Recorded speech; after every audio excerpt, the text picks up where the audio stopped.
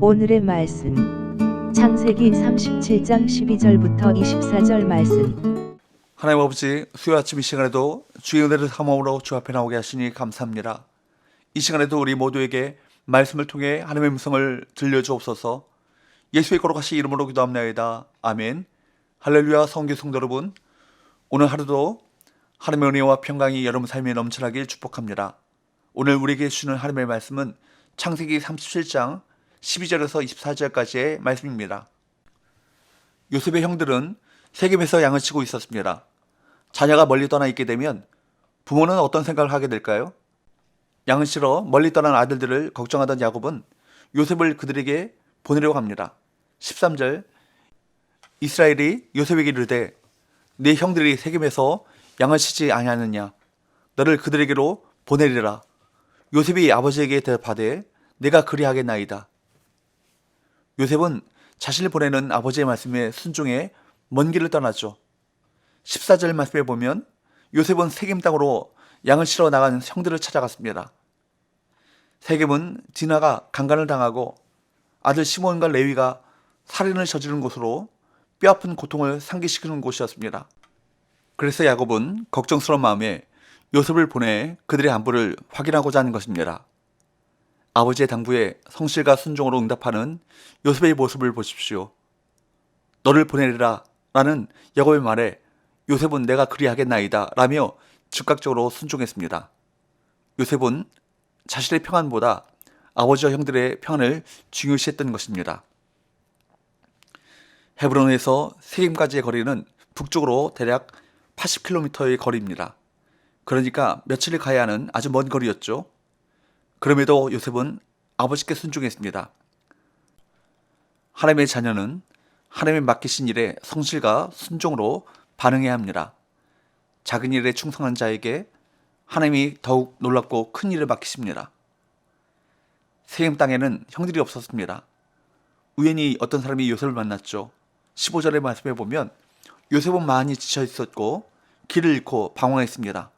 그럼에도 16절, 17절 말씀에 보면 요셉은 우연히 만난 사람에게 형들의 행방을 묻고 다시 길을 떠났습니다. 형들이 있는 도단은 세겜에서 더 북쪽으로 24km 더 가야 하는 곳이었습니다. 그러니까 돌아갈 집이 더 멀어지는 길이었습니다. 야곱의 지시대로 세겜까지 가서 형들이 없는 것을 확인했으니 집으로 돌아가도 될 법한데 요셉은 형들이 있는 도단까지 갑니다. 이처럼 사명을 맡은 자는 끝까지 그것을 완수해야 합니다. 장애물을 만났을 때 현실과 타협하지 않고 그것을 극복하며 완수하는 자에게 하나님께서는 큰 일을 맡기실 것입니다. 그런데 도단에 있던 형들은 멀리서 자신들을 찾아온 요셉을 알아봅니다. 그때 그들이 어떤 일을 꾸밉니까? 18절에서 20절, 요셉이 그들에게 가까이 오기 전에 그들이 요셉을 멀리서 보고 죽이기를 꾀하여 서로 이르되 꿈꾸는 자가 오는도다. 자, 그를 죽여 한 구덩이에 던지고 우리가 말하기를 악한 짐승이 그를 잡아먹었다 하자. 그의 꿈이 어떻게 되는지를 우리가 볼 것이니라 하는지라. 요셉의 형들은 왜 요셉을 그토록 미워하며 죽이고자 했습니까? 두 가지 이유죠. 그의 꿈 이야기와 그의 채색옷 때문이었습니다. 그들의 마음에는 이 두 가지가 눈의 가시처럼 보였고 마음에 걸렸습니다. 얼마나 그의 꿈이 마음에 걸렸으면 19절에서 뭐라고 말합니까? 꿈꾸는 자가 오는도다. 그의 꿈이 꿈꾸는 자였습니다. 그들은 요셉의 꿈을 빼앗아버리고 찢어버리고 싶었습니다. 그래서 그를 죽이고자 한 것입니다. 그리고 그들은 요셉의 채색옷을 시게 했습니다. 그것은 아버지 야곱이 요셉을 편애했던 상징이었기 때문입니다. 그래서 그들은 요셉을 잡아 그 채색옷을 벗겼죠. 그 옷에 염소의 피를 묻혀서 아버지께 보냈습니다. 그들은 요셉에게 향하는 아버지의 사랑을 끊어버리고 그의 꿈을 짓밟아버리고 찢어버리고자 했습니다. 그런데 이것은 바로 사탄이 하는 일입니다. 사탄은 항상 하늘 아버지의 사랑에서 우리를 멀리 떼어놓으려고 발버둥 칩니다. 우리를 아버지의 사랑에서 끊어버리려고 합니다. 그래서 때로는 환난과 곤고와 핍박과 위험과 칼로 위협하고 죽음으로 위협하기도 합니다. 하나님의 사랑에서 끊어버리려고 합니다. 그리고 사탄은 항상 하나님이 주신 꿈을 찢어버리고 빼앗으려 합니다. 우리의 꿈을 비웃죠. 너는 할 수 없어. 너 같은 것이 뭘 한다고. 그것은 불가능한 일이야. 포기해. 너는 희망이 없어. 그래서 우리로 좌절케 하고 그래서 꿈을 포기하도록 만듭니다. 이것을 위해서 때로는 사탄은 가장 가까운 사람들을 이용하기도 하죠. 물론 가장 가까운 사람들이 우리를 세워주는 것 또한 사실입니다. 아론과 홀이 모세의 손을 붙잡아 주었습니다. 다니엘과 세 친구들이 서로에게 형통하도록 길을 열어주었습니다. 사실 가장 가까운 곳에 좋은 사람들을 두는 것은 축복입니다. 가장 가까운 곳에 우리를 세워주는 사람이 있다면 그것은 하나님의 큰 은혜입니다. 놀라운 축복이죠. 그러나 가장 가까운 사람들이 꿈꾸는 사람들을 쓰러뜨릴 수 있다는 것입니다. 예수님을 파는 자가 누굽니까? 가룟 유다가 아닙니까? 우리가 꿈을 꾸며 나갈 때 우리의 꿈을 좌절시킬 수 있는 사람들이 가장 가까이에도 있다는 사실을 명심해야 할 것입니다. 우리는 결코 다른 사람의 꿈의 성취를 도와줄지언정 꿈을 좌절시키는 사람이 되어서는 안 될 것입니다.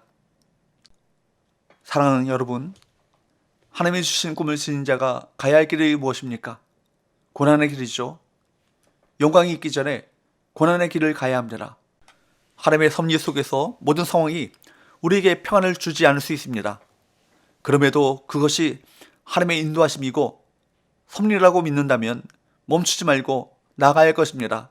왜냐하면 그 뒤에 더 놀라운 하나님의 계획이 있기 때문입니다.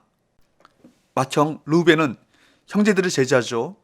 21절 22절 르우벤이 듣고 요셉을 그들의 손에서 구원하려 하여 이르되 우리가 그의 생명은 해치지 말자. 르우벤이 또 그들에게 이르되 피를 흘리지 말라.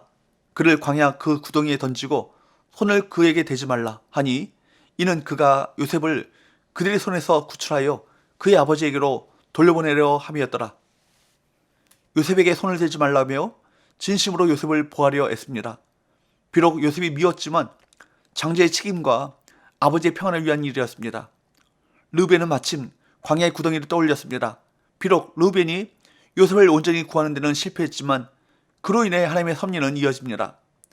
대적의 모략보다 더 크신 하나님의 지혜가 우리를 인도해 가십니다. 요셉은 자신의 의도와 상관없이 하나님의 꿈을 꾸었고 죽음의 위기에 봉착했습니다. 현실은 한 치 앞도 내다볼 수 없는 칠흑 같은 어둠이었지만 하나님은 섭리하심으로 르우벤과 구덩이를 예비하셔서 요셉의 생명을 보호하십니다.